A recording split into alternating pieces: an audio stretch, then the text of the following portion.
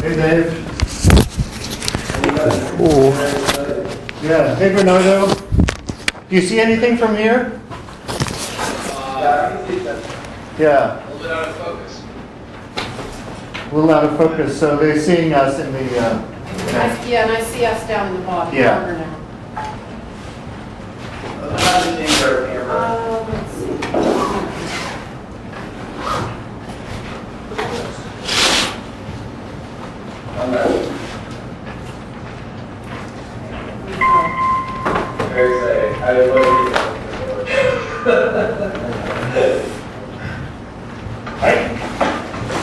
Hey, Carson. Hey, Frank. And welcome. Got it. So my students are still they're going to be there soon, right? We still have 10 minutes. Yeah. 10 minutes. Okay. So I think we have 3 people. Yeah, so for me, I wonder, is it possible for you to zoom the camera in more on your We're getting there. We're getting there. Yeah. Just Jen is just trying to rearrange the windows so I can see you guys, and then she'll change the other stuff. That's great. Okay, it's working. I'm trying to go get some And tell me what's going on with this cast. How do I line them up? Brilliant. I don't know what you we can actually zoom on people's cameras. I think it's probably better if you don't zoom on the camera here because multiple people are trying to control this. Carson, it's Jen. I'm working on that. Let us zoom. Okay. I'll stay clear. Okay, so this is the Exactly, thing. my heels. I need to plug in. Yeah.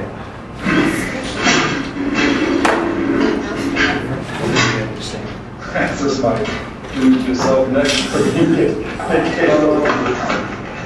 It's like that fucking people.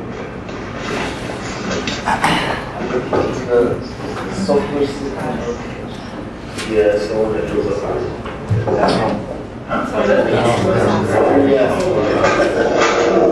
Here.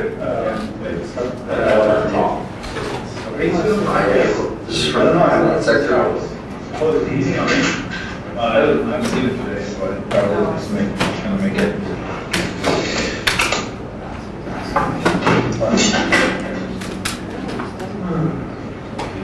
said they get a different resolution.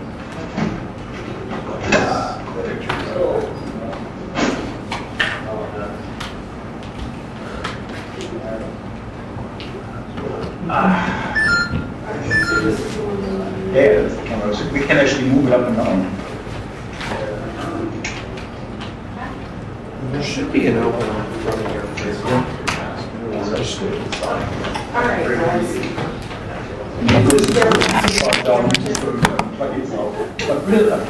When I adjust it, they're adjusting it, so we're looking at the ceiling. That's the great thing. Yeah, that's that feedback. I was watching. I had a shock very much. Somewhere.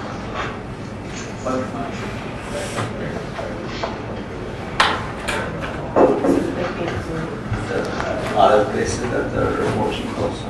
Yeah. I don't care if they get it directed, as long as they don't try to do it at the same time. If they get a mutually agreeable shot, then. How are we? Increases. How long will it take?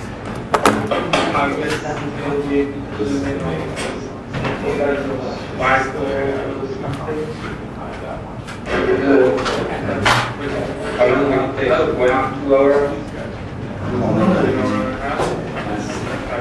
the problem is now I can see what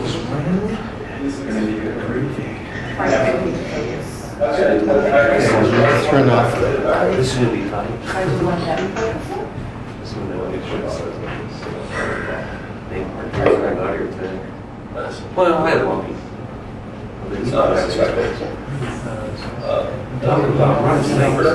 Yes.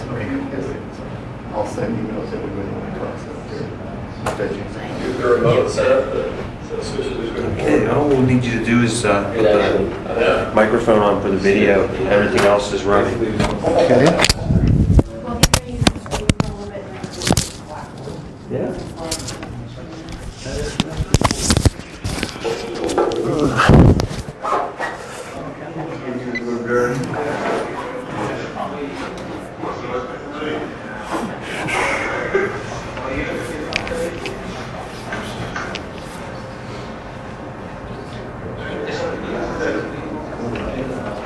Yeah, JT's really busy. I'll remind him, they're supposed to send you the right thing. I think. Frank, does that look, do you want me to be in closer on the screen itself? Yeah. I can't even see what they're seeing. It's in the bottom corner. Yeah. Well, if they can read it, it's fine. I don't know. You have to ask them. But I told him worst case. Hey, Bernardo. Bernardo, can you see what's on the screen there? Mo- Okay. Is there any way to turn the lights off? I did. Yeah.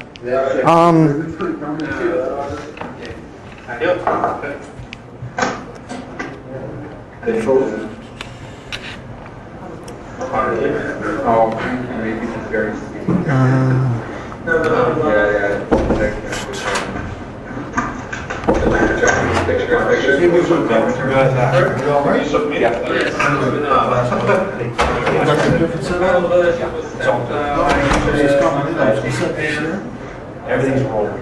Because told me that there are already submissions. How's this? Are we doing better on this?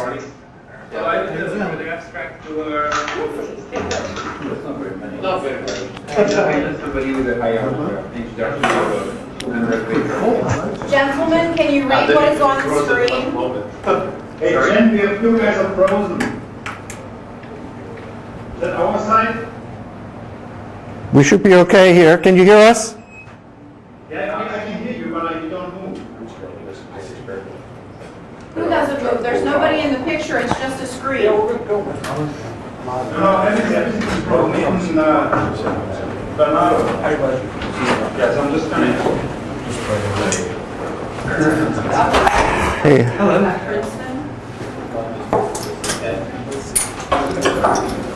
Oh, Hey, Bernardo, is this more visible?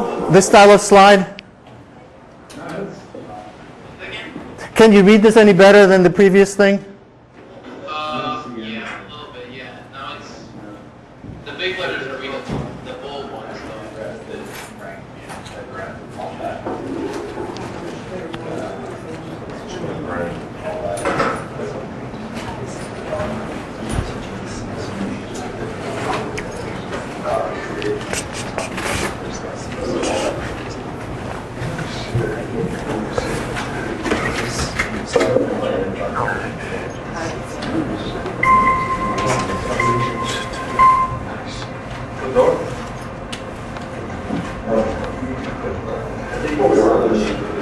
Yeah, now we can see your slides, Frank. Okay. You can read them? Yeah, at least we had that with the floor shot. What is that? Can you go to, I'll give you. can we turn off all lights during slides? I don't want to do that. People fall asleep. Me included. I'm not going to stand anymore. Huh? I'll stay away. Oh, come on, there must be a button. Is there a way you can mute the other sites if there's a way to mute the other sites or turn down the sound? Because it's going to be distracting if they talk because they might not realize that we're hearing them here. Microphone is active. Yeah, which makes sense, which we want. Mute all the sound. Yeah, just or at least turn it down so it's not quite as loud over here. Primary volume's up here, so you can just click on that and then either mute it or turn it down. Yeah, turn it down for. For them. What's for us? meaning what we hear Yeah. from them. Yeah. So we might have to turn it up when people ask questions, but Right. Okay. We want to let them hear that. Shall we let them know that we're muting them a little bit? oh, that's okay. They don't really know what's. We're not any TA type system. Yeah. I think next time we need to lock in the aspect ratio on these things because they're I quite. tried. The okay. left one is Yeah. having issues. Okay. Ah, where'd he go? Okay. Yeah. Just. Okay. The left one is, they're sending in a different resolution, which Okay. is why It's forcing it. Okay. It's smaller. Yeah.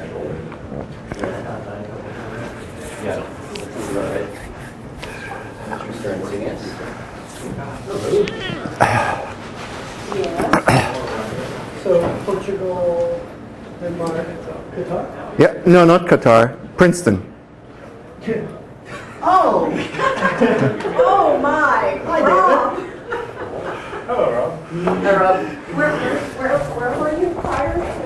I was trying to place, but I wasn't expecting Dave Walker to be on the screen. Okay. Yeah, then got. Okay. Well, let's get started. Everybody on board there? Remote sites. I think Tony has a question. You have a question, Dave? Slides? Hmm? Is it possible for you to email your slides? If not, we'll survive. I don't want to do that right now. You can't read them well enough? I'll post them. They're somewhat blurred. Okay, I'll I'll post them after the lecture. Okay. Okay. All right, so welcome to the linear logic class. Okay. So I want to start with some technical material today, but I thought I would go over at least a few aspects of the class in terms of what I expect from you and what you should expect from me. So here is what I consider my responsibility. Okay, so we have lectures Monday and Wednesday. As you can see, there's live video conferencing at some sites. And the lecture is also being recorded. And the recorded lectures are posted online, usually within 24 hours. And I will send out an email with a link and the password to access the recorded lectures. Now, there will be an office hour on Thursday from 1 to 2 in my office. There's also a Google Hangout Thursday from 12 to 1, where people can ask questions online. And so these are the remote sites. Not all of them are here right now, but there's UBC Indiana, Chicago, NASA Langley, Princeton, UPenn, Lisbon, University Nova Lisbon, Porto, and Bilkent. So welcome everyone. Okay. And this is the website, and you should always go to this website for information about the class. The videos, the lecture notes, and everything will be posted on this site. So you should definitely bookmark that and go back to it frequently.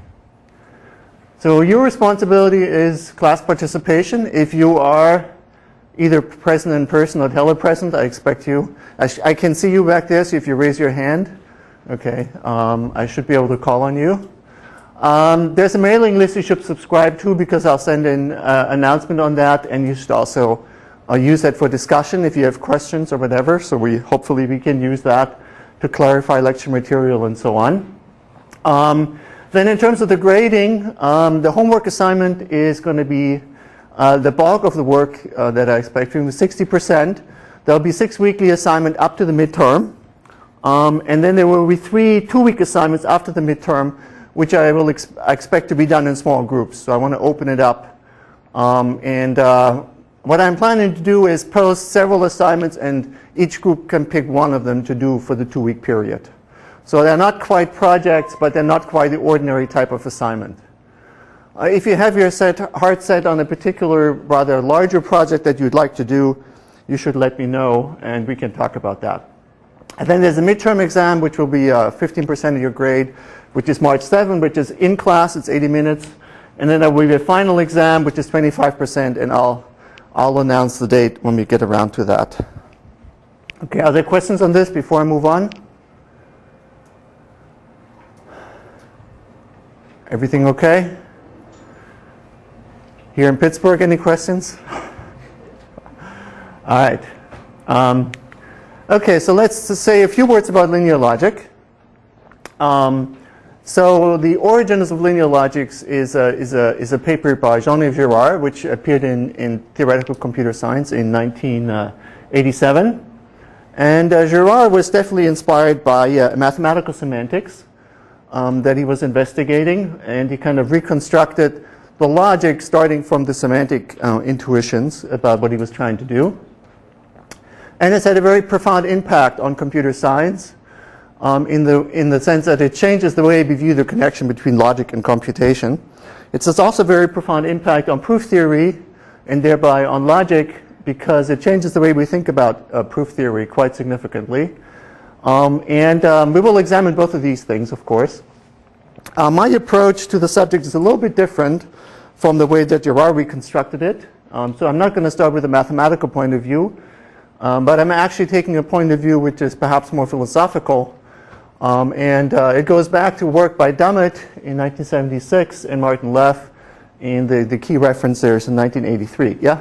When you say he was inspired by mathematical semantics, do you mean foundations of math or of computation? Foundations of computation. He was working on a denotational semantics, basically.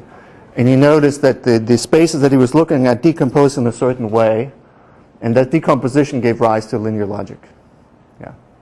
So he was not interested in the foundation of mathematics so much, but in the foundations of computation. So the way I'm going to do this is I'll follow this kind of approach here by Martin Leff, and I'm going to systematically justify the laws of linear logic and kind of sort of develop them, okay, from first principles. And at some point in the course, I'm not sure exactly when that's going to happen, I will try to relate these views. Okay.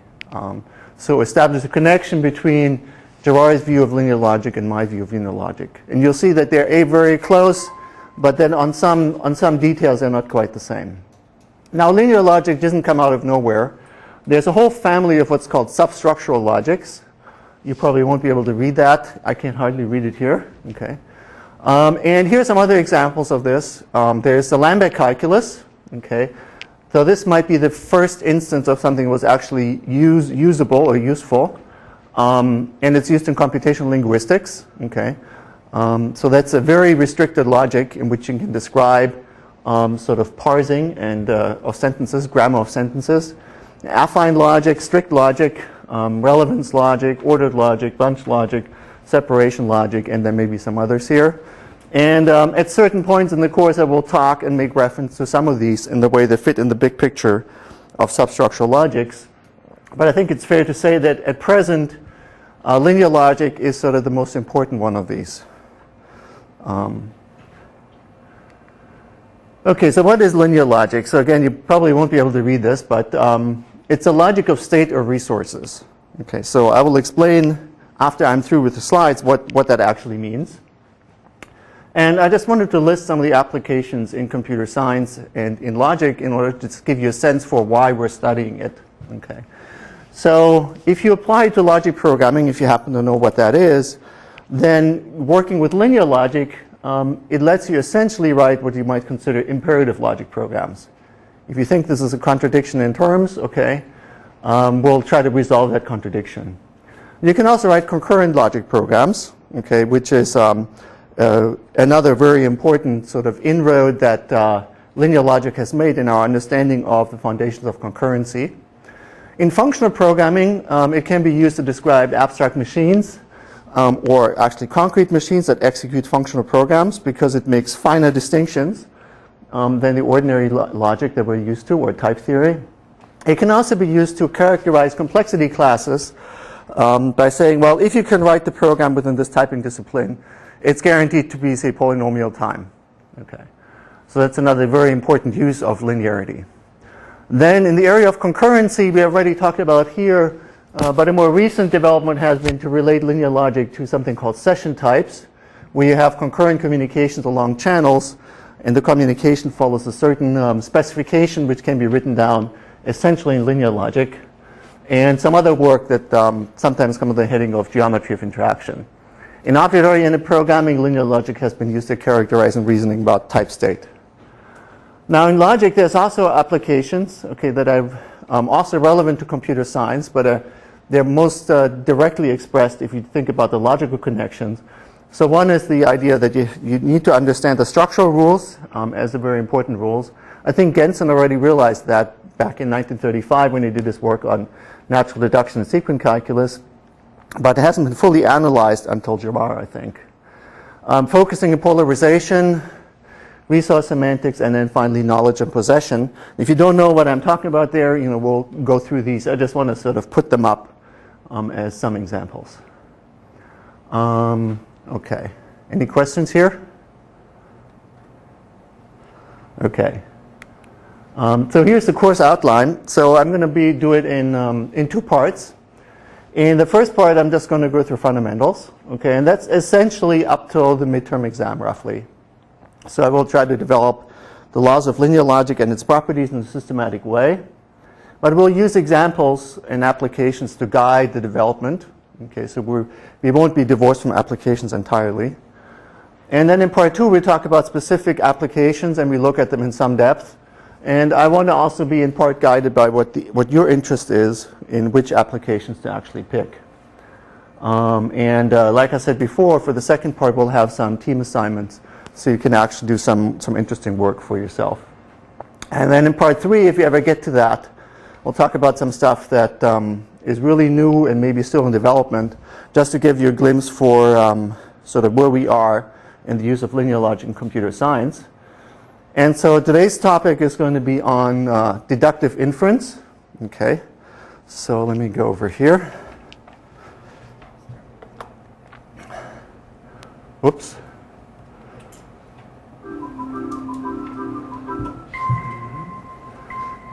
Okay. This is probably the last PowerPoint I use for the semester. I hope nobody will be particularly sad. Okay. Okay, let me pull up this. Okay.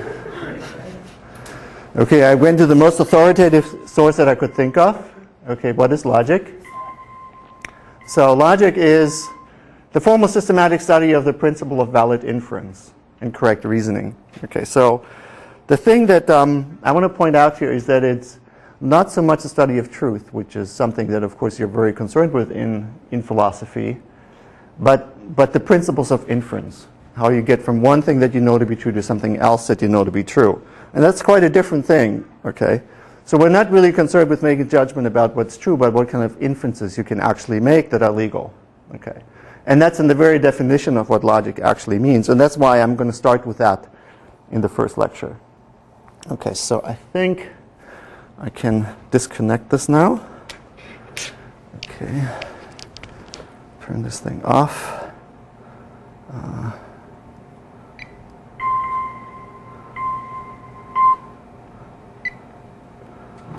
Okay. So could somebody turn on the light for that part of the blackboard?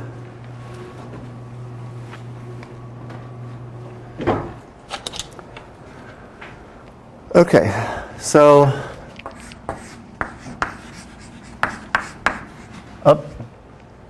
please leave both of them on. Okay.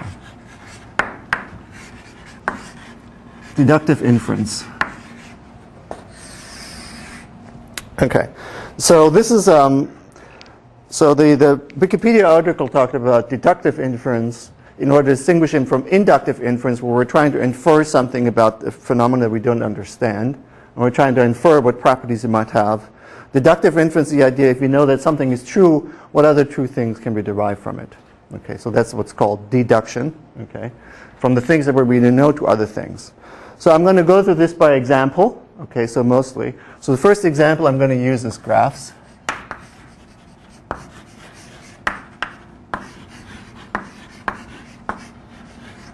Okay, so there's nothing particularly specific about these examples. You will probably see as I go through that's quite general kind of concepts can be explained by looking at graphs. So we'll have a graph with some nodes. So let me draw some graphs here and some edges between them. Okay, something like this. A, B, C, D. Okay. And I want to represent this in logic. Okay, so I have to have some predicates that describe the structure of the graph. And the way I'm going to do that is I'm going to have some objects, which are A, B, C, D, and a predicate. Okay, and the predicate is going to call edge. And it has two arguments, and the two arguments describe what are the nodes that the edge connects. So for example, there's an edge from A to B. There's an edge from A to C. And there's an edge from A to D. And there's an edge from, B to C. Okay, so there's 4 edges and 4 facts here. So I hope you can see that this is a representation of this particular kind of graph. Okay. So these things, by the way, this thing here, we call this a predicate. And A, B, C, and D, we generally refer to just as objects. Okay. Okay. So now we want to start reasoning about this graph. So the first thing you might notice that when I drew an edge, okay, I just drew a line here, but I didn't put an arrow in the end. Okay, so that indicates that the intuition I want to get across is that's an undirected graph. Okay, so you want the graph to be undirected.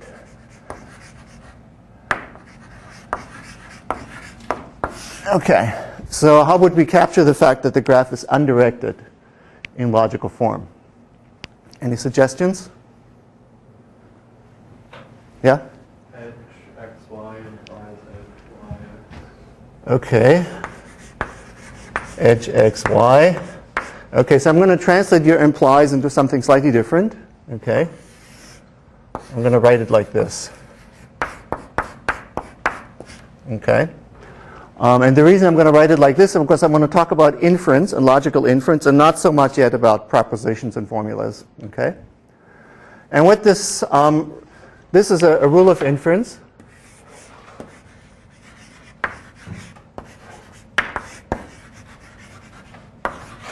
And what this rule says is that if you have an edge between x and y, if you have a fact that matches this, then we can assert this fact or deduce this fact, namely that we also have an edge from y to x. Okay. Okay, so we need some terminology. So I'm going to mention this pieces of terminology because I don't want to assume very much here. So edge from x and y, this is called the premise. A premise of the inference rule. This thing here, down at the bottom, is called the conclusion of the rule. Okay. X and y, these are called the schematic variables.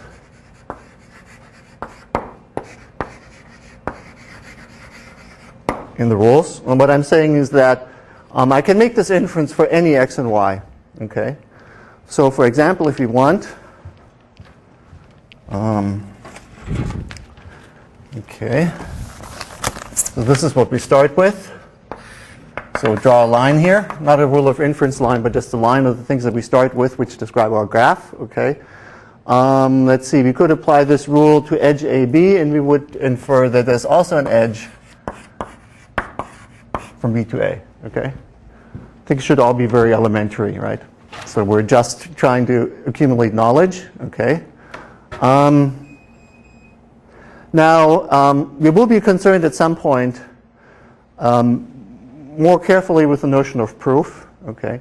For the moment, I'm not going to write down explicitly, for example, how this is justified. But we know how it is justified, right? It's by this rule here, okay, applied to this premise. And that makes x equal a and b equals y. And so because b equals y, we get a b here and we get the a over here. We often will put rule names here, okay, saying when we want to name the rules. So in this case, we would say that the rule R is applied to this fact in order to derive this fact. Okay. Excuse me here for a second.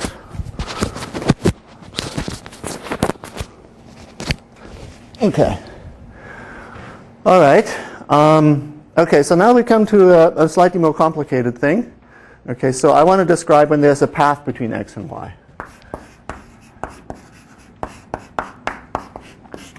Okay, so path is a new predicate. It has two arguments, x and y.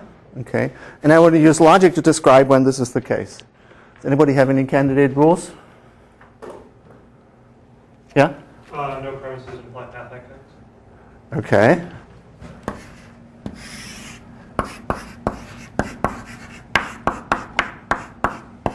Okay, so that would say that you can always get from x to x simply by not moving. Okay.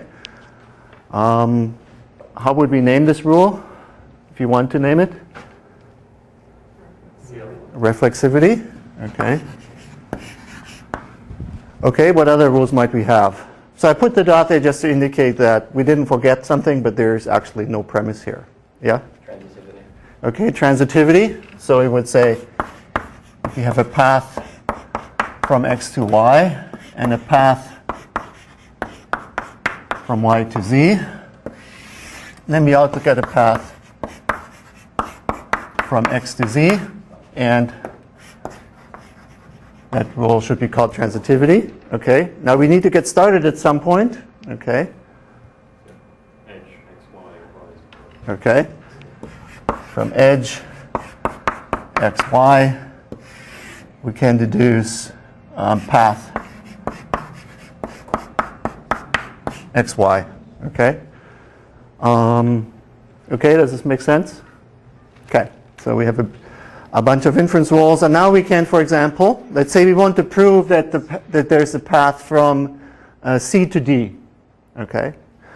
So what we want to show is that with these initial edges, there's a path from C to D. How would we proceed?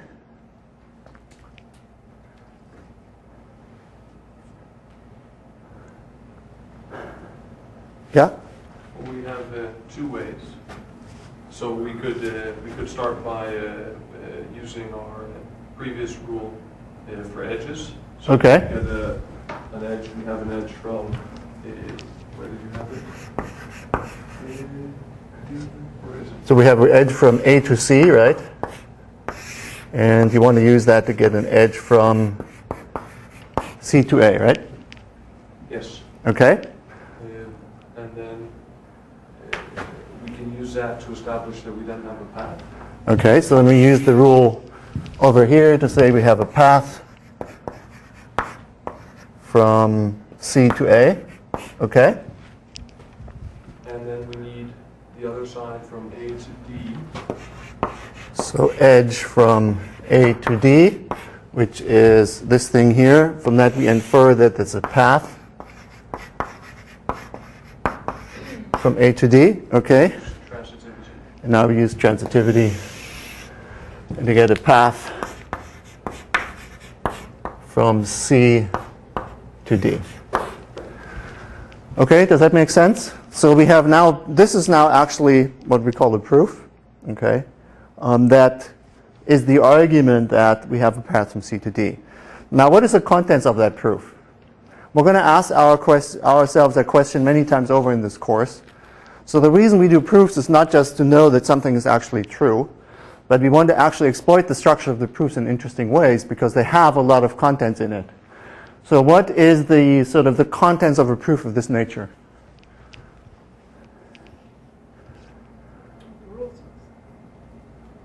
It shows you which rules you use, yeah, but let's see, what does it actually tell you when you have this proof versus some other proof? We'll come to that in a second. Yeah, Arba? Do you know a particular sequence of edges that form that? Right. So it's a particular sequence of edges, or it describes you exactly which path you follow to get from C to D, right? You can read it off, yeah? Doesn't it actually describe more structure than just which path you follow? It describes a particular splitting of that path. Recursive splitting of that path. Okay. So if you actually want to look at the details of the proof, okay, it says that we have a proof from C to A. So we have something along here, okay? And then this says we split it up so we have a separate proof that there's a path from here to here. And then we can put these things together. So it seems like the proof certainly has enough information to actually show you how to get from C to D. But it has a little bit more extra information, okay? Because it tells you exactly how I'm going to divide up that path into two paths and then combine them, okay? Okay, everybody can see how you could get, if you wanted the path to go from C to B to A to D, how you would prove that, right? It would again be approved, but it would be approved using different rules, right? So if you want to talk through it, what will we actually do? If you want to get this way, to get from C to B, what do you have to do?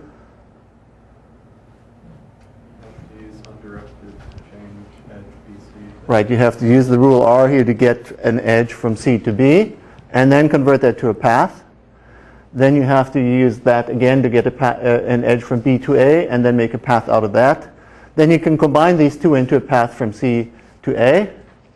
And then we can reuse that same proof that we had over here to get a path from here to here and combine them and get a path from C to D. Okay. So one of the things we notice here is that when you do this kind of inference, you gather information. Okay. So inference accumulates knowledge.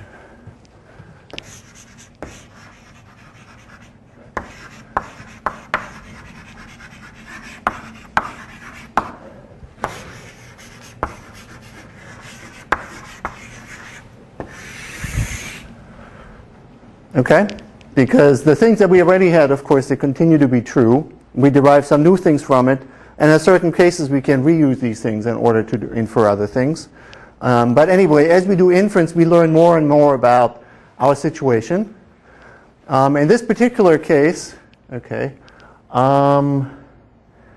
it seems like we could only do a finite number of inferences before we've learned everything there is to learn about this graph within this vocabulary, right? Are there any opposing opinions? Rob? The Ruffle rule potentially can come up with an unbounded number of things if you have an unbounded number of objects. Okay. Right, we don't even need to. So if you have unbounded number of objects, okay, in our universe, you could have an unbounded number of paths from X to X. And it's a little weird because if this chalk is an object, right, what does it mean to have a path from the chalk to the chalk? Okay. We really only want to use this for A, B, C, and D for our universe that we're talking about. Is that not really captured in this rule? Okay. So for the purpose of this lecture, in order to avoid this difficulty, I'm just going to say it's not reflexive. Okay. Okay. So now that changes things. Okay. Because, well, actually, does it? Question. Limits the number of paths. It limits the number of paths, does it? On this graph? No. You can keep going around in circles. Right. So for example, I can get from D to D. How? Well, it's no longer reflexive, but I can go to A to C to B to A and back to D, right? Okay. So in fact, I can prove that reflexivity, path XX for any X, right? But it does limit the number of paths. It changes the number of paths, right? But the number of paths are infinite anyway. So yeah. So there's fewer paths because I can't go from a node to itself staying in place. I have to go outside and come back. Okay. Okay. So with all these things, this is an interesting thing because this is something which is now true. Okay, for this particular graph, that we always have a path from a node to itself. But we can't actually prove because there's no inference rule that would allow us to conclude this. Or is there?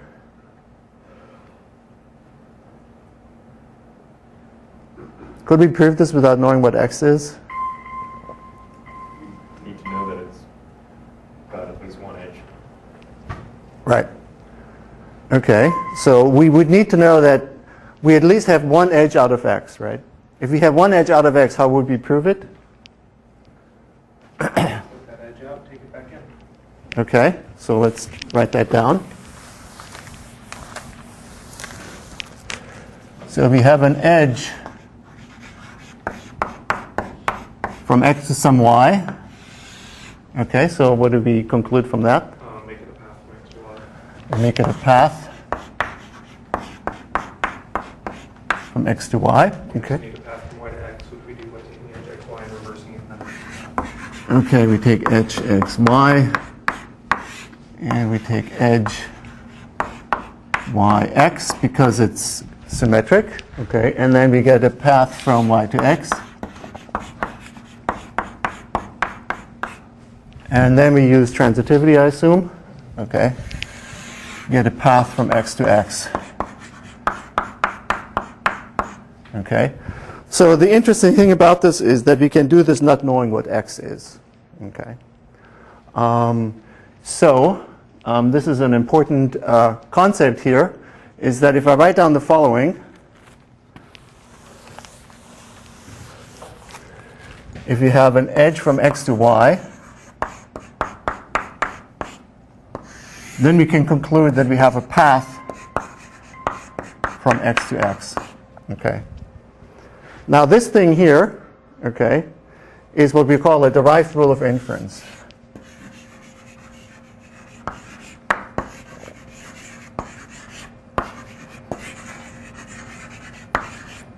Okay. And it's not a primitive rule because we don't have to state it at the outset and say we can use this rule in order to derive that x to x as a path, but we actually justify it. And the way we justify it is by this proof. Okay. In this proof, you notice that we use edge xy twice, right? We use it here and we use it here, but it still means that if edge xy is true, then we can always deduce that there's a path from x to x. Okay. Okay, so derived rules of inference are extremely important. Okay, so we have to remember this concept because it's going to come up over and over again. Okay.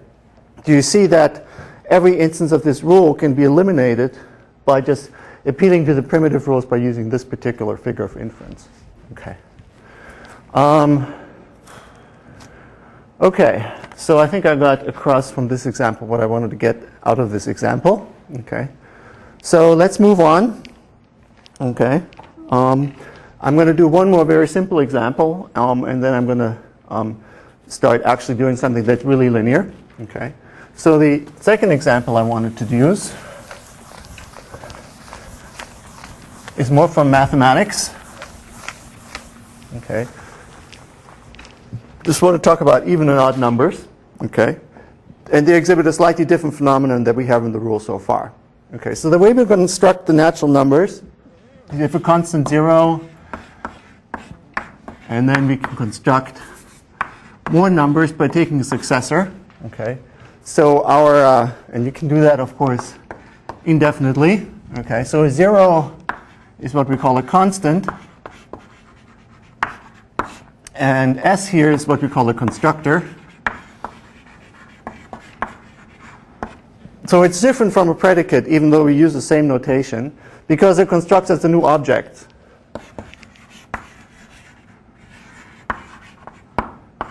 While a predicate here actually establishes a relation between objects, something that we can actually prove. It doesn't make sense to prove a successor of 0. Okay, that's not a kind of question that we ask. Okay. Okay, so by using these kind of constructors, we can have we construct infinitely many objects in our domain. Okay, so let's see how we define whether a number is even. Okay, so now we want to use our mechanism of inference again. So we would say 0 is even. Okay, so that's something we always know. One way we can say that, if we want to be explicit about it, would be like this. It's an inference rule that doesn't require any premise. Okay, so we can always conclude this. Inference rules that have no premises, the conclusion of them is sometimes called an axiom. Okay, but axiom has different meanings in different branches of logic, so we can just write it like that. And the way I'm going to do it is like this. If x is even, then successor of x is odd. Okay, and I'm going to have a second rule that says if x is odd,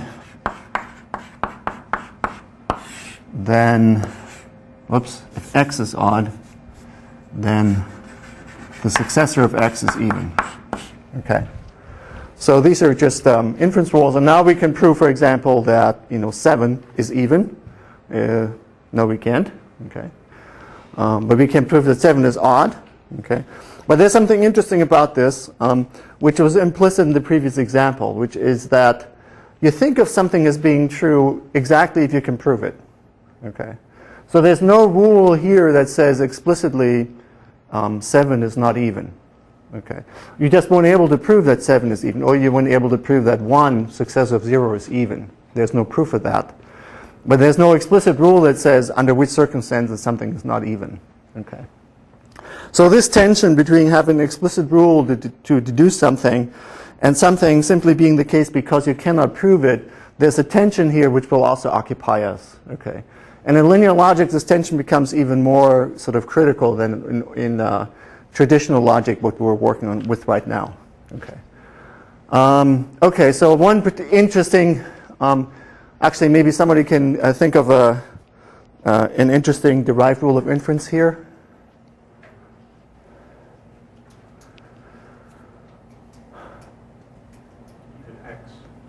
Even x entails even successor of x. Right.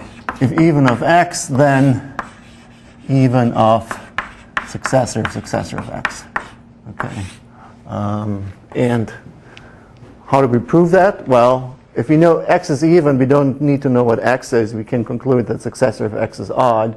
If successor of x is odd, then we can put one more successor on to get that the double successor of x is even. So this is a derived rule of inference. Okay. All right. Are there questions about the natural numbers? Does it make sense what we're doing here? Should all be very elementary, right? Okay. All right. So now we're going to switch gears. Okay. And now I'm going to change the way that we think about inference. Okay. And the example I'm going to use for that is a coin exchange. Okay, so example.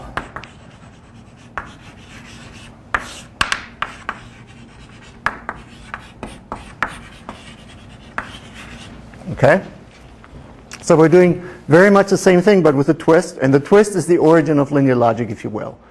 So the way the abbreviation, the objects of the propositions I'm going to use is, I'm going to use N, which stands for nickel, which is 5 cents.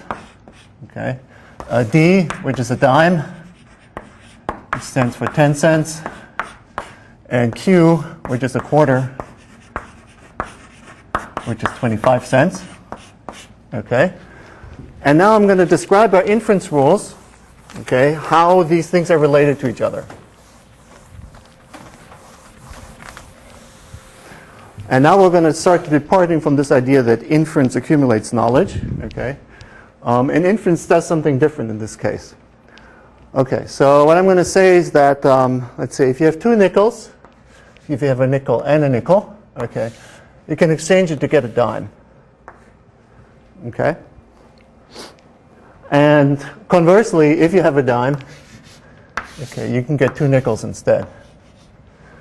Okay, so what would be the rule for a quarter? Or a rule for a quarter?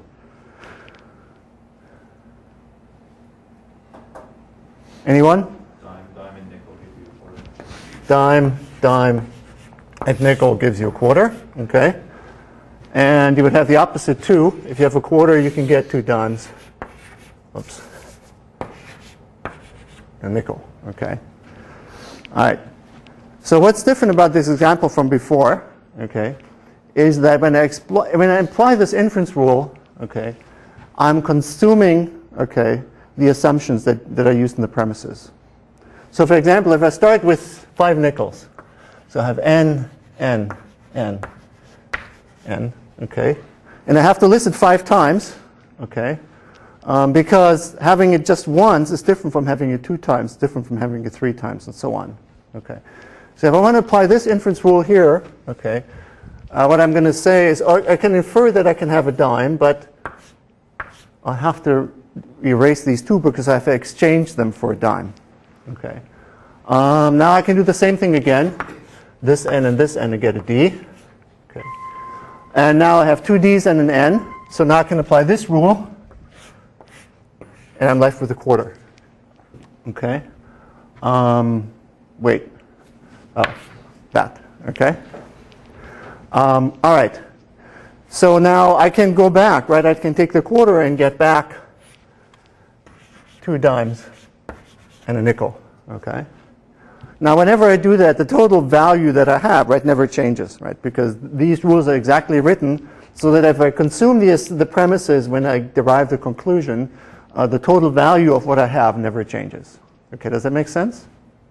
Okay, the only thing I need to change in my view of logic is that when I apply a rule of inference, okay, I consume the facts which constitute the premises, and then I add the things which is in the conclusion. Okay. This is the thing underlying linear logic, right? From now on, okay, we just follow that basic intuition about what linear logic is. It's the logic of state because when I perform an inference, I change the state. Okay, so I change the state here by removing the quarter and adding 2 dimes and a nickel.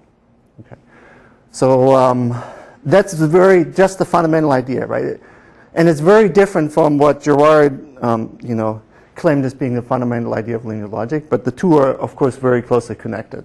Okay. So all I'm saying is here, we're changing our view of what the things that we're talking about mean, the facts mean. It doesn't mean that they're true and forever true, but they mean they're true in a particular state. Okay. And in philosophy, of course, this has been looked at many, many years before because, for example, right now the chalk is in my hand. Now it's no longer in my hand. So truth changes with time. Okay. And what we're doing with linear logic is not reason about time, which you can also do, which is a whole different subject, but you reason about state. Okay. So you have a state, in this case, which consists of 2 dimes and a nickel, and you can apply a rule to get to another state. What the inference rules tell you is what are the legal moves, essentially, to get from one state to another. Okay. Okay, so let's look at some of the things that we had before and see what they actually mean in this context. Okay. So, for example, if I start with 3 dimes, okay, and I want to get a quarter and a nickel, okay, how would I do that? How would I prove that I can go from one state to another? So I start with 3 dimes. Okay, and I want to be able to get to have a quarter and a nickel. Should work out, right? 30 cents. Okay. Okay, so what do I do? Okay. So I take 1 dime and I change it into 2 nickels. Okay. What else? Okay, so I have 2 dimes. And a nickel, and I take these 2 and turn it into a quarter. Okay. Now, can somebody tell me what the derived rule of inference would be that this corresponds to? So if I want to collapse this, what would be the derived rule of inference that this corresponds to? Yeah? Dime, dime, dime goes to nickel and quarter. Okay, it goes to, so this quarter here. And the nickel over here, which we have produced by this rule, but we haven't used in the successive rule. And this nickel over here got used, so it's gone, even though we produced it here, but this one survives. Okay? And so this derived rule of inference says, well, if I have 3 dimes, I can get a quarter and a nickel. Make sense? Okay. So what a derived rule of inference is a way to say, if I have a state where I have 3 dimes, I can get to a state where I exchange them for a quarter and a nickel. Okay? Now, the rest of the state is not affected, right? So I said we start with 3 dimes, but it doesn't matter if I have 3 more quarters and 2 more nickels on the side. I can still apply this rule, and they're just propagated from the state before to the state after. Okay.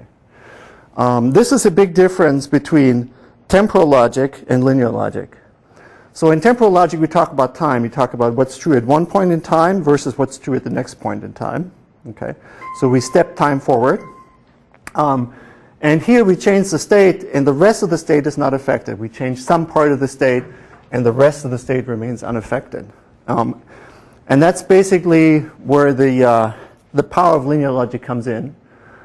Because if I said I have, at a certain point in time, I have a dime and a dime and a dime, and then at some future point in time, I have a quarter and a nickel, I then have to worry about what happens with all the other things that I have. Are they still true?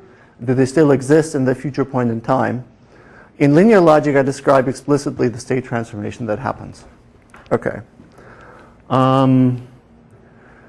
Okay, are there questions or remarks on this example before I move on?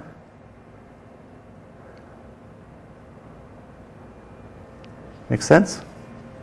Okay. So now we're going to use this facility in order to describe some other systems that have state. Okay. And in order to derive something about them. Okay. Okay. Okay, let's do it over here.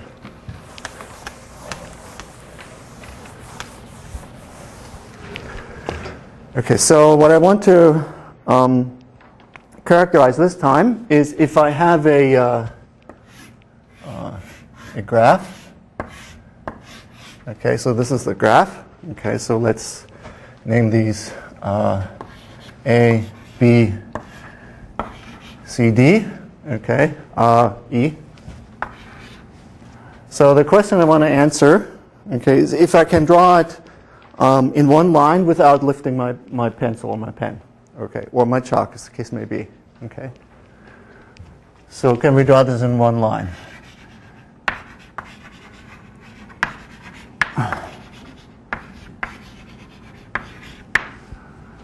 Okay, and I want to represent this kind of question as a logical question of inference. Okay, so that's going to be my goal. All right, so are there any ideas how to approach this?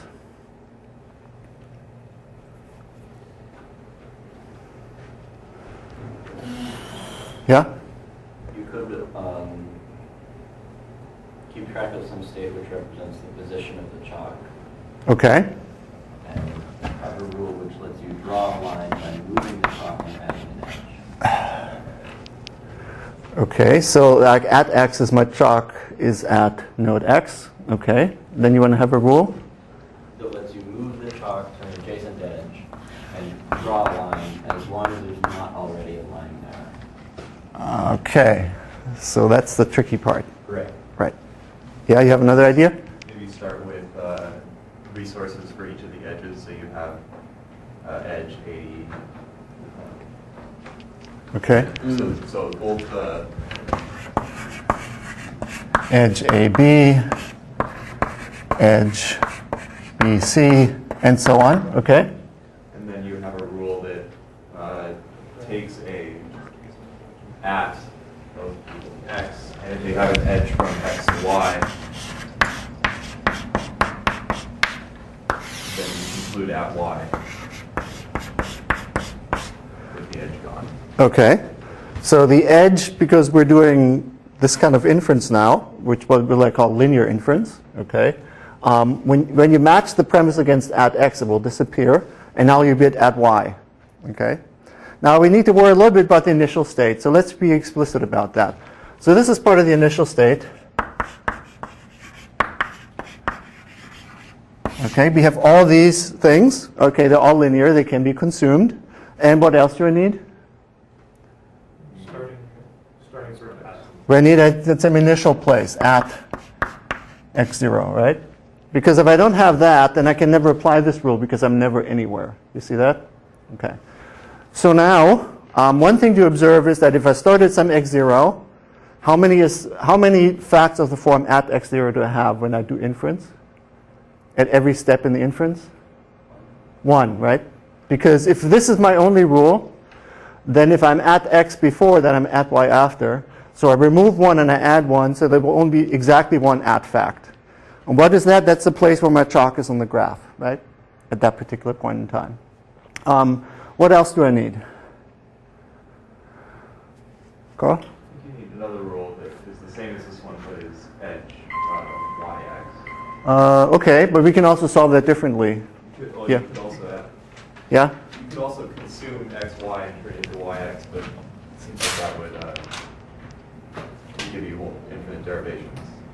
Ah, okay. J edge. So we could say that.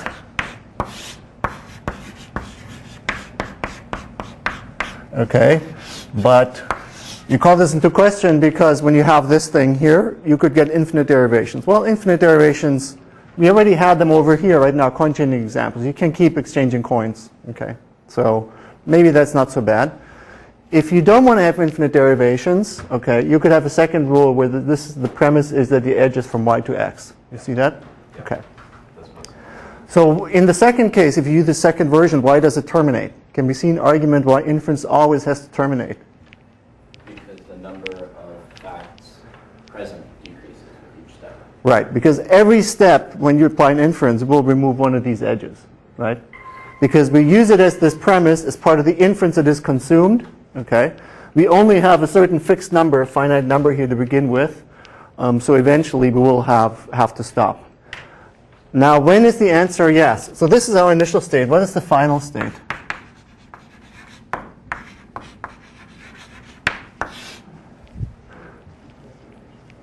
When have we succeeded?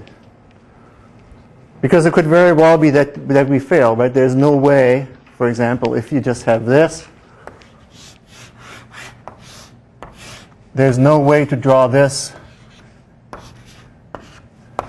Okay, no matter where I start, I mean, it's symmetric anyway. There's no way to draw this in one line without lifting my chalk, okay? Because if I go A, B, C, D, E, and then I'm here, now I'm trapped because this one is missing and this one is missing, okay? So I can't always succeed, so I have to worry about not only what's the initial state, but when have I succeeded in showing that I can draw it in one line. When there are no edge facts left. Okay. No edge facts. And I also have exactly one at some kind of final state, y final or x final, okay? And that's because I've always have exactly one edge fact, no matter how many inferences I make, okay? So I guess if we want to use this for problem solving, we usually have to specify some kind of initial state of the world, which represents some state of the world, okay? Then some final state, and then some rules of inference, which change the state, okay?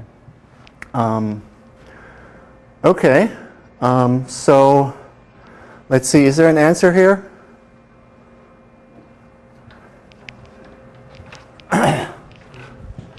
Okay, what's the answer? This is the German's children rhyme, okay?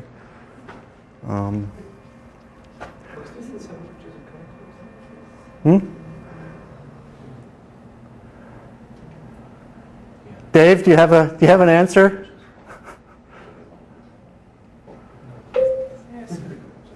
Rob? So C, do I need to give you the derivation, or can I just give you the sequence? Give me the sequence. We can build a proof. C, D, E, A. Wait. C, D, E, A, B, D, D, B, C, A, B. Okay, so that's one answer. Yeah. Okay, so in this case there is an answer. Okay, and the fact is that we have an answer that corresponds to a proof.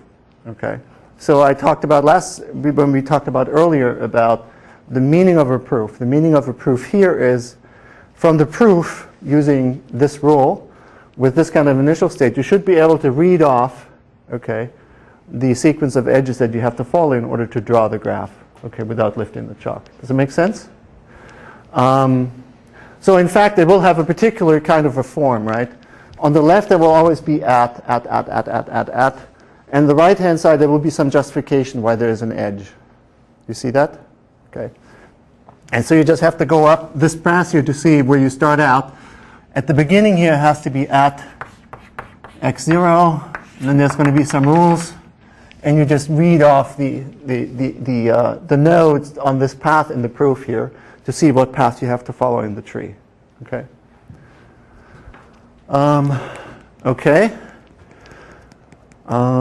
Okay, let's do something slightly more complicated. But actually, before I erase this, okay, if I want to just model walking around the graph, okay, so if I'm not so much interested now in actually seeing whether I can draw it in one line without lifting the piece of chalk, if I just want to walk around the graph, okay, without drawing it, Okay, how would I model that?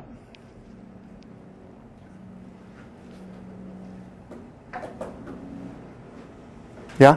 Put the edge back in. Put the edge back in. Okay. So what you would do here is we go from being at x to at y. Okay. And then we have to put the edge back in. Okay. So that we can go along that edge again if we need to go along that same edge again. Okay. You see this kind of pattern that there's inference rules which this has to be there, but it's not supposed to be consumed as part of the inference. We want to keep it in the state, and you just put it back down here so it continues to be there. Okay. Okay. So of course now you can walk around this thing indefinitely, right? Because you can go from x to y, then y back to x, and so on. So you can have these infinite proofs, or unbounded proofs. Okay. Okay. Now there's another answer to the same question. Okay. And it's not really fully necessary here, but we'll see some situations where it's going to be extremely useful, which is that we distinguish two kinds of facts. Okay, the facts which are consumed by inference and the facts which always stay there. Okay, so for example, the natural numbers. Okay, the fact that the number 0 is even. Okay, that should always stay there. It shouldn't be consumed by the inference saying that 2 is even or 1 is odd. Okay. So it's an intrinsic property of 0, so it shouldn't get changed as part of inference. Okay. So what we actually have when we think about our state, we have two different kinds of facts. Okay. So we say that say dime. This is kind of, we call that ephemeral. This is ephemeral, and this is ephemeral, which means that as you use this fact in an inference, it disappears on you. Okay. It actually gets consumed. And other facts like even of 0, we call this persistent. Persistent, that even if you use this fact in a proof, it's going to stay there. Okay. So here, N, D, and Q, they're all ephemeral facts because they get consumed as part of inference. Here, it depends on what you want to model. If you don't want to do it this way, if you want to model whether you can actually draw this thing in one line, okay, then the edge is ephemeral. Okay, it gets consumed as part of inference. If you want to just walk around the graph, okay, then this has to be persistent. Persistent. This is ephemeral. And the conclusion here, what is the conclusion? Persistent or ephemeral? Ephemeral, right? Okay. So at this point, we see that we don't just put the propositions into our knowledge base or whatever in our set of facts sort of by themselves, but we qualify them. Okay. So what we actually have in our knowledge base are a ephemeral or a persistent.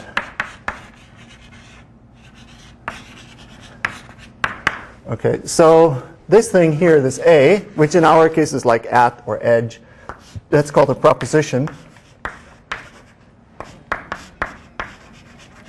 And this whole thing here, this is called a judgment. Okay? And in fact, we can use the same proposition and sometimes think of it as being ephemeral, like an edge, okay, depending what we want to do with it, and sometimes think of it as being persistent. Okay, so this distinction is very important in the way we think about logic. Okay, we distinguish between the proposition, the thing that we're trying to capture, in this case in the graphs, or in this case in the coin exchange, and then the judgment we're making about this proposition. Okay, and in fact there are other judgments that are of interest in logic and in computer science.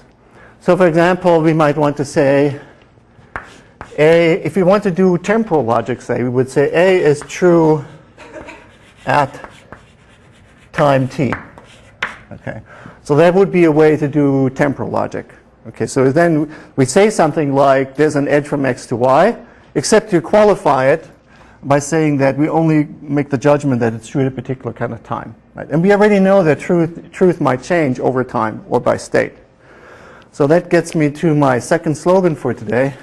Okay, which is that, okay, truth is ephemeral. Okay, so something is true, but what is true might change. Okay, so you have to keep that in mind. That very simple observation is a difference between what you might think of as, like mathematical logic, we don't usually consider truth to be ephemeral, we consider it to be forever. Okay, but here truth is ephemeral. So in fact, I will actually also just say A is true. Okay, because truth is ephemeral, I can say that. It means the same thing. Okay, but I also want to capture the things that are persistent, and the notion that's most often, the word that's most often used for that is called valid. Okay, so A is valid. So the second part of this, truth is ephemeral, validity is forever. Okay. All right. So remember that as the lesson from today. Okay. Truth is ephemeral, validity is forever. Okay. Might be used for Valentine's Day. Okay. Okay. So let's continue to do some other examples. I guess I have 20 more minutes. Okay. And let's see how we use that distinction in some interesting way to model new situations. By the way, in the whole lecture today, I haven't written a single logical connective, right? Okay, it's all about inference, how you deduce some things to other things. So logical connectives like A implies B, or A and B, those things will come in Wednesday's lecture. Okay, so we'll explain how these things arise, but today I just want to work with inference. Okay, so the example I want to use is Bloch's world. Okay, so you probably know this. It's used in AI often. So somewhere I have a table, okay, and on the table I have some blocks, A, B, C, and I have a robot arm. Okay, and the robot arm can move around and pick up blocks, okay, and move them around on the table, and put them down on top of other blocks or put them down on top of the table. Okay. I use some predicates in order to model this as usual. So I would say X is on Y. Okay, to say that, for example, I would model this by saying B is on A. I would say that A is on the table, and I would say that C is on the table. Okay, so that represents this particular situation. And I also need to represent whether the robot hand is empty or holds a block. Okay, so I have a predicate empty, which means that the hand is empty, and holds X, which means that actually it should be over here because these are generic predicates. Let me write it over here. Empty and holds X.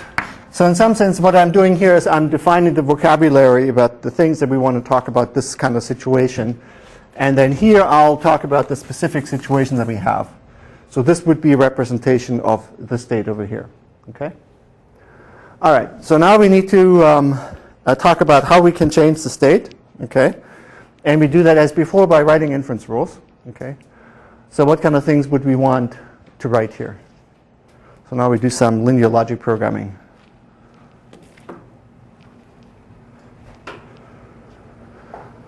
Okay, so we want the robot hand to pick up a block. Okay, what would we write for that?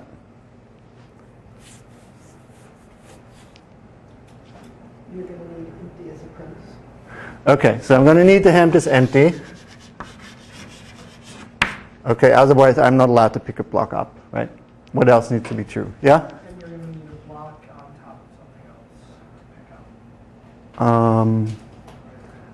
The block on top of something else. Okay. On XY. Okay. So, yeah? We still have to exclude that anything's on top of. Right. That's exactly the problem, right? The problem is we want to know that there's nothing on top of X, right?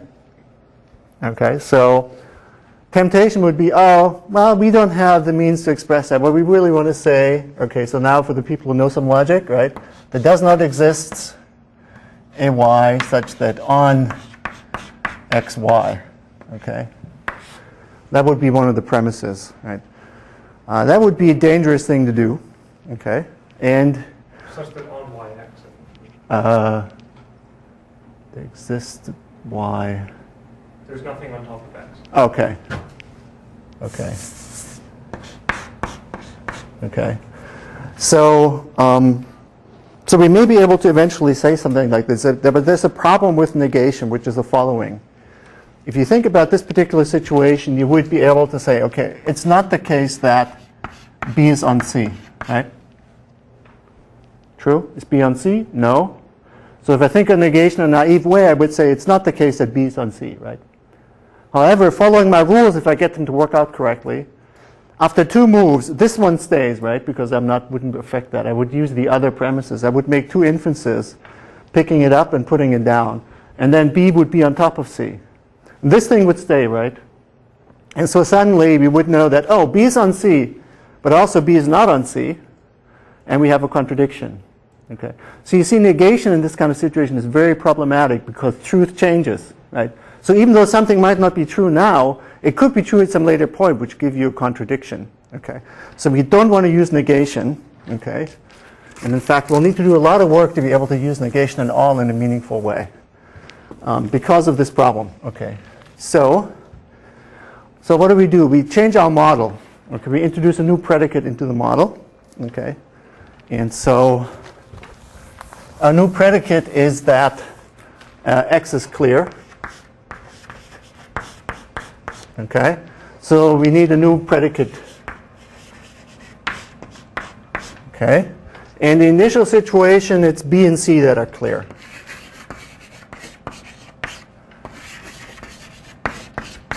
Okay. All right. Now with all of that, now can we represent the process of picking up a block? This hold x, those three. Mm-hmm. Holds x. Okay? Right, but we have to be careful when we pick up x, in this case say B, after we have picked it up and it's here, then A has become clear. We need to record that, otherwise we won't be able to ever pick up A. So we also need to say that clear of y, right? Okay, so the hand is empty, x is on y, and x is clear. Okay, then by picking up, so that would be the pickup rule. Okay, now we're holding x and y is clear. Now, to put something down, how would that work?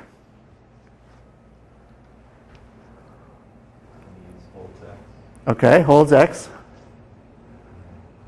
and clear y. And what do I infer?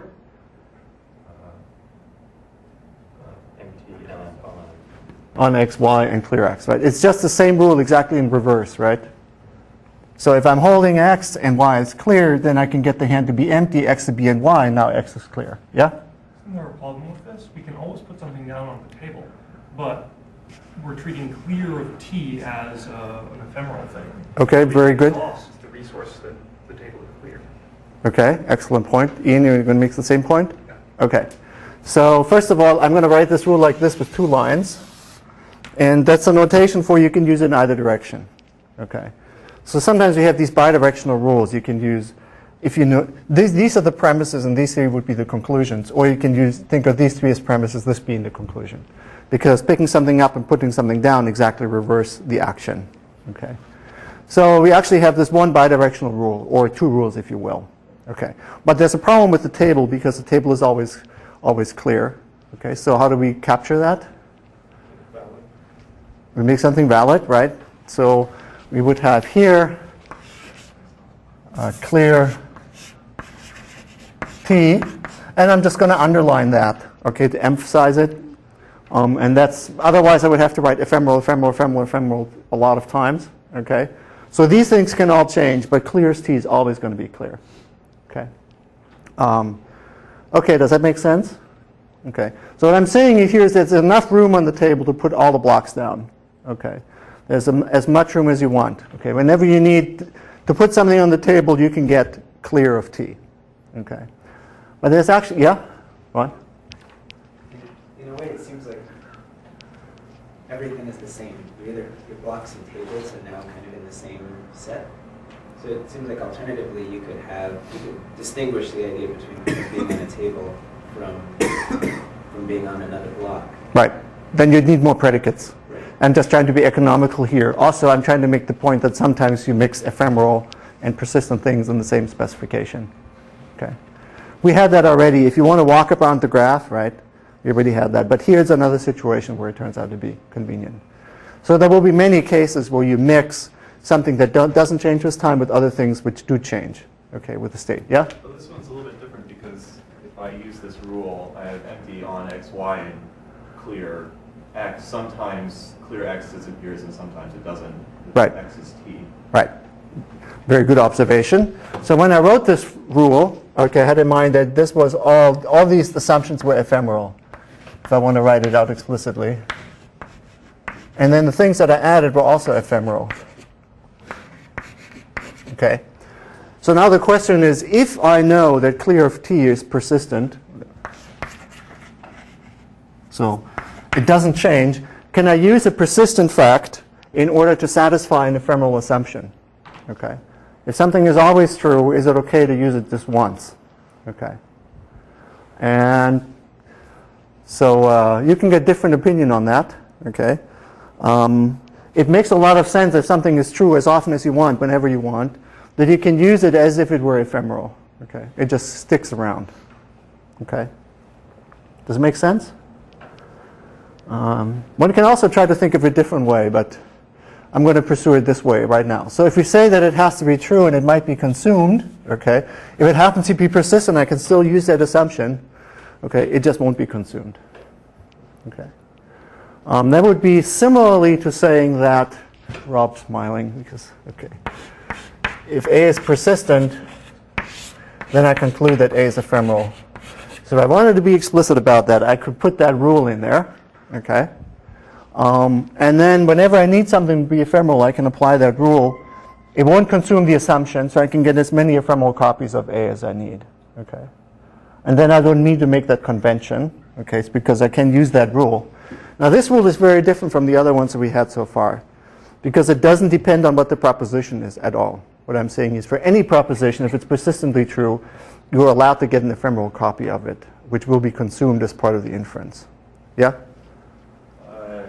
So should that, I guess I'm managing the facts is throwing me off a little bit. Yeah. Should that be A persistent, you can conclude that A persistent and A ephemeral? You don't need to say that because persistent assumptions can never consumed. Yeah. Okay. So you can put it there, but it wouldn't change anything. Got it, right. Yeah. Yep. Okay. Question Yeah? on negation. Yeah. So, what if, for example, we add all the negations that we are interested in at the beginning, Yeah. and then whenever we can prove it, we just remove it from the context. Okay, that's the strange form of negation. Okay. Yeah. So it's an interesting thought. I haven't thought about that. I mean, that would work for our purposes, but the problem is that there are infinite negations possible, right? So we couldn't add. But I mean, that's why I said just the ones that we are interested in. Right, and it's also a weird form of negation because it doesn't actually lead to contradiction. Yes. It leads to disappearance or something like that. Yeah. So once we have the logical connectors, we can actually express that. Right now we can't because I have no logic. Okay, other questions? Yeah? Wouldn't a simpler way of dealing with clear of table without even worrying about persistent stuff just to create a bidirectional rule between empty and clear of T? Between the empty premise, like not between empty as a predicate. Okay. Okay, so what you're referring to here now is that rules are persistent. Okay? So because rules are persistent, you can also say that. Right? And then we can get that whenever we need it. Okay? So that's another way to solve it. And what does it have to be bidirectional? It doesn't have to be bidirectional. I was suggesting that so that we can get rid of clear T's after we're done with them. Yeah.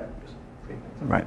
So it wouldn't screw things up if we made it bidirectional. If we leave it like this, then we would accumulate extra clear of T's. Okay.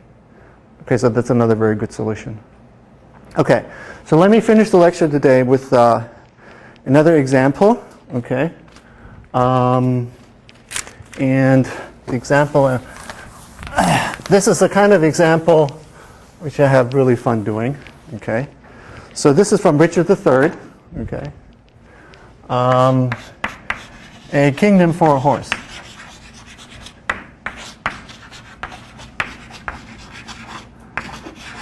Okay, so that's if you know your Shakespeare, okay, which I don't, but I happen to look this up, okay, is a quote by Richard III, and I give you a vocabulary to express it, right?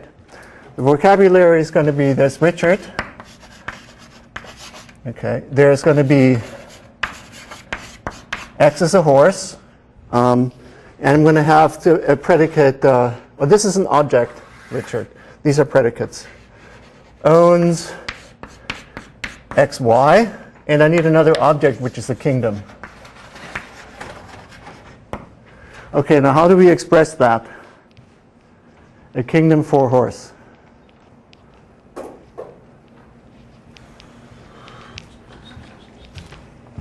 Within this vocabulary. Presumably Richard is the only one offering this trade. Yes, actually this is said by Richard. Okay? So how do we express that? It owns PH, and if H is a horse. Okay, wait. Owns Richard? P, H, and horse H. Okay. And it owns Richard Kingdom. Okay. Owns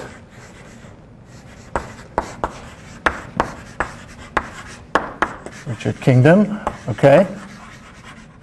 And owns P Kingdom, horse H. Owns P Kingdom. Okay. And owns Richard H.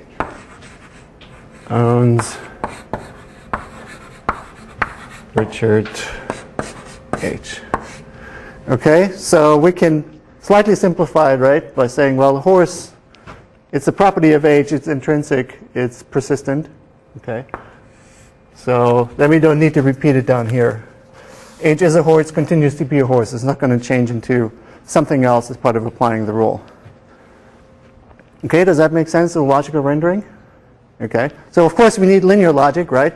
Because the ownership of the horse by P gets changed to the ownership of P to the kingdom, and Richard now owns the horse before he owned the kingdom. Make sense? Okay, so to express something very, very simple, right? Already we need linear logic to do it, right? So that's part of the interest of linear logic, right? Okay, one more example, and that will conclude the lecture. Okay.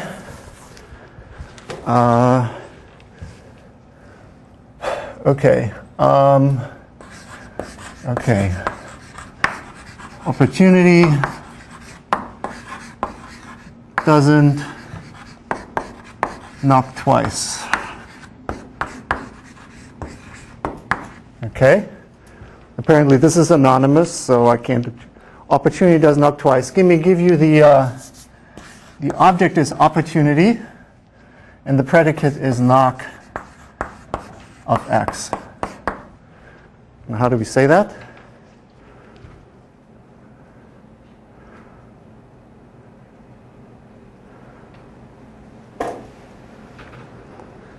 Well, yeah? You have knock of opportunity.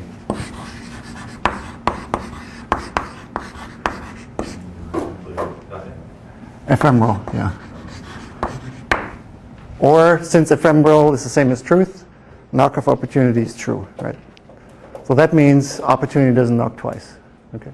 Again, it's not so easy to say without linear logic.